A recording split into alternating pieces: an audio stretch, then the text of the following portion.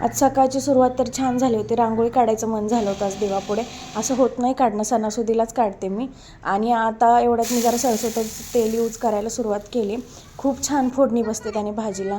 बाहेर गेल्यावरती आम्हाला दादापेक्षा ना दीदीसोबत खेळायला खूप जास्त आवडतं.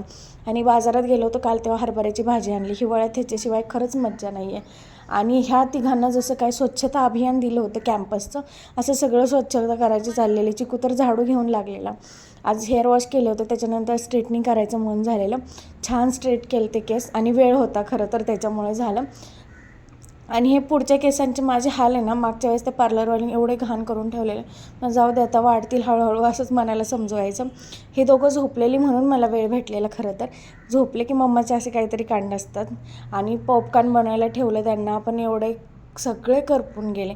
आणि ते कशामुळे तर ह्याच्यामुळे सारखं मम्मा मम्मा मम्मा, मम्माला सोडायचंच नाही. 4 वाजता ते मच्छरांसाठीचे धूर सोडणारे आले होते. ते खाली क्वार्टर असल्यामुळे पूर्ण घरात आला होता. तर एवढं छान वाटत होतं ना चिकूला, तर तो मला सारखा दाखवत होता.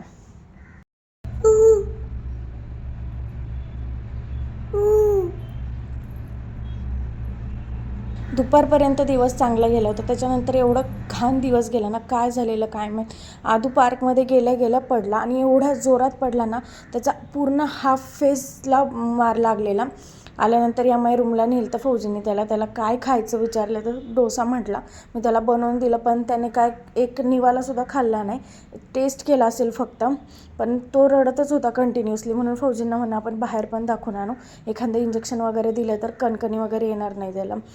दवाखान्यातून आल्यावरती तो म्हटला की मला केक खायचा आहे. फौजीने विचारलं तुला काय खायचं आहे म्हणून, मग केक आणला त्याच्यासाठी की तो तरी खाईल म्हणून. तो तसं काहीच खायलाच नको म्हणत होता काय, पण त्याने ते पण नाही खाल्लं, फक्त कट केला. आणि वरचं चॉकलेटचं एखादं ते फ्लावर खाल्लं असेल. एखादा दिवस आहे ना एवढा घाण जातो ना की म्हणजे सगळ्या गोष्टी सोबत खराब होतात.